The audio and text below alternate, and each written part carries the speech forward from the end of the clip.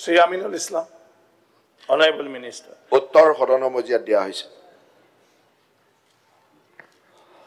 মানে অধ্যক্ষ মহোদয়, মোৰ যিখিনি প্ৰশ্ন আছিল যে আমি ইয়াত পাইছোঁ অসমৰ সৰ্বমুঠ 31খন জিলাত 105খন চহৰ আছে আৰু দক্ষিণ শালমাৰা মানকাছৰ জিলাত এখনো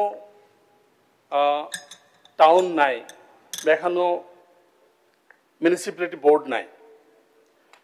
আৰু আমাৰ এই কথাটোৰ জৰিয়তে মই এটা কথা ক'ব বিচাৰিছোঁ যে আজি এখনো বোৰ্ড নথকাত মানে আমাৰ জিলাৰ সদৰ কাৰ্যখন এটা পঞ্চায়তৰ ভিতৰত আছে।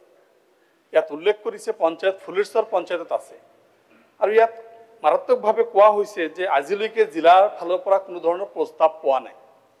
মই MLA হোৱাৰ পৰা 3বাৰ প্ৰস্তাৱ পঠাইছোঁ, 3বাৰ চেঞ্চাছ কৰিবৰ কাৰণে ইয়াৰ পৰা অৰ্ডাৰ গৈছে। আজিলৈকে আমাৰ দক্ষিণ শালমাৰা মানকাছত এখনো হোৱা নাই। ইয়াত আমাৰ মানকাছৰ যিখন টাউন 1971 চেঞ্চাছত আমাৰ এইটো চেঞ্চাছ টাউন হিচাপে কৰি আহিছে। 54 বছৰ আমাৰ যিমান চেঞ্চাছ হৈছে প্ৰতিটো চেঞ্চাছ হৈছে চেঞ্চাছ টাউন হিচাপে ডিক্লেয়াৰ হৈছে। আমাৰ কথা হ'ল যে এই যে যিটো কথা ইয়াত কোৱা হ'ল যে মানকাছৰৰ পৰা ডিচিৰ পৰা কোনো ধৰণৰ প্ৰস্তাৱ অহা নাই, 3বাৰ প্ৰস্তাৱ আহিছে। মই নিজে অফিচাৰবিলাকক পাৰ্চনেলি গৈ লগ কৰিছোঁ। কিহৰ কাৰণে হোৱা নাই? 150খন টাউন ইয়াত আছে।